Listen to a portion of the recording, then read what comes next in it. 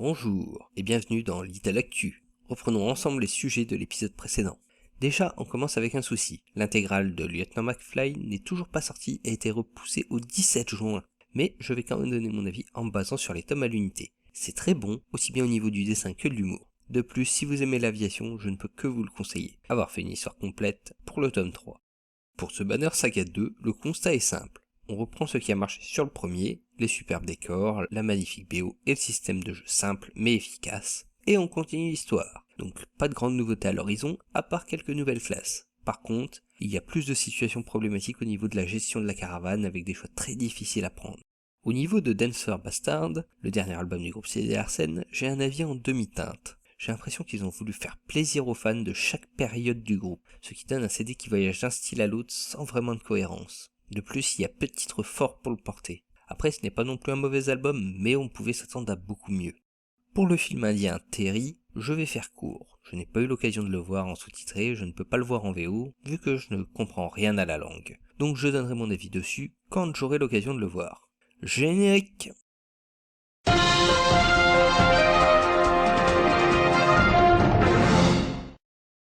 Alice Madsen, tome 4, est une BD française scénarisée par Jean-Luc Istin qui a travaillé sur Le Son du Dragon, dessinée par Dzivorad Radivojevic et colorisée par Digicore Studio qui ont bossé pas mal avec Warren Ellis ou pour le comics Crossed. Pour résumer rapidement, imaginez un crossover entre Grey's Anatomy, l'Armée des Morts et Dexter. Sacré mélange.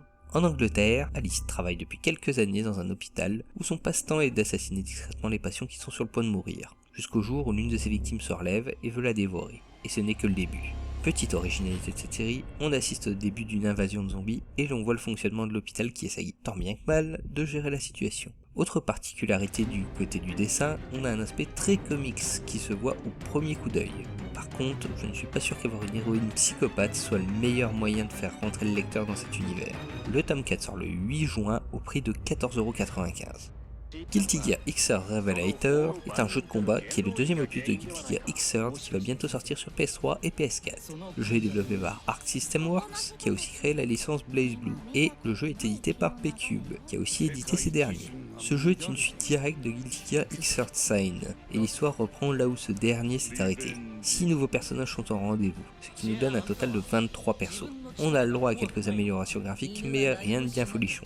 La nouveauté sera surtout au niveau du multi où le système a été revu et corrigé avec un nouveau système de lobby et, espérons-le, un nouveau netcode. Le hic vient, comme pour les différentes versions de Street Fighter, du prix. Sur PS3, le prix est abordable et la question ne se pose même pas. Par contre, ce n'est pas pareil sur PS4 avec un jeu qui coûte 20 € de plus que l'autre version. Je conseille quand même le jeu aux fans de baston 2D parce que pour moi, Guilty Gear reste l'une des meilleures licences du genre.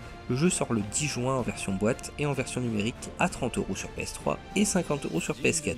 Et si vous le précommandez chez Micromania, ils offrent un artbook. Strange Little Birds, c'est le nom du prochain album du groupe de rock américain Garbage, un groupe qui était au top à la fin des années 90 et au début des années 2000, et qui n'a plus le même succès qu'avant. Le groupe a été formé en 94 dans le Wisconsin, et est composé de Butch Vig à la batterie, qui est aussi un grand producteur musical, Steve Marker à la guitare, Duke Erickson à la guitare et à la basse, et enfin l'écossaise Shirley Manson, aucun rapport avec Marilyn ou Charles, au chant. Petite anecdote, c'est la jeunette du groupe, vu qu'elle a 49 ans.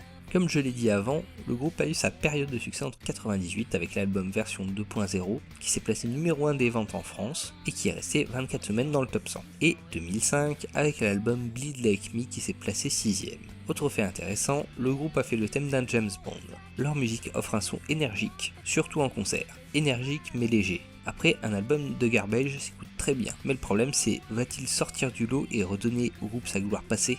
L'album sortira le 10 juin en version numérique pour 10 € et en version physique pour 15 €. Le Garçon et la Bête, ou Bakemononoke, est un film d'animation japonais qui vient de sortir en DVD et Blu-ray. Le film est à l'origine sorti au Japon en juillet 2015 et chez nous en janvier 2016. Il a été réalisé et produit par Mamoru Hosoda, un réalisateur et animateur qui a travaillé tout d'abord chez Toei Animation puis Madhouse, avant d'ouvrir son propre studio, le studio Shizu. Avec ce dernier, il a réalisé La Traversée du Temps en 2006, Summer Wars en 2009 et Les Enfants Loups en 2012. La musique quant à elle a été composée par Masakatsu Takagi, qui a aussi travaillé sur la musique des Enfants Loups. Le film nous raconte l'histoire de Ren, un jeune garçon orphelin qui rencontre Kumatetsu, une personne venant du monde des bêtes, qui est un monde parallèle au nôtre et qui recherche un disciple à former. Et l'on va voir l'entraînement du garçon année après année. L'animation est bonne, sans être exceptionnelle, sauf certains passages où il a dû exploser le budget. Après, l'intérêt du film réside dans le déroulement de son scénario, je pense. Le film est sorti le 17 mai et est disponible en DVD et en Blu-ray en version simple à 15€ ou 38€ pour l'édition Prestige.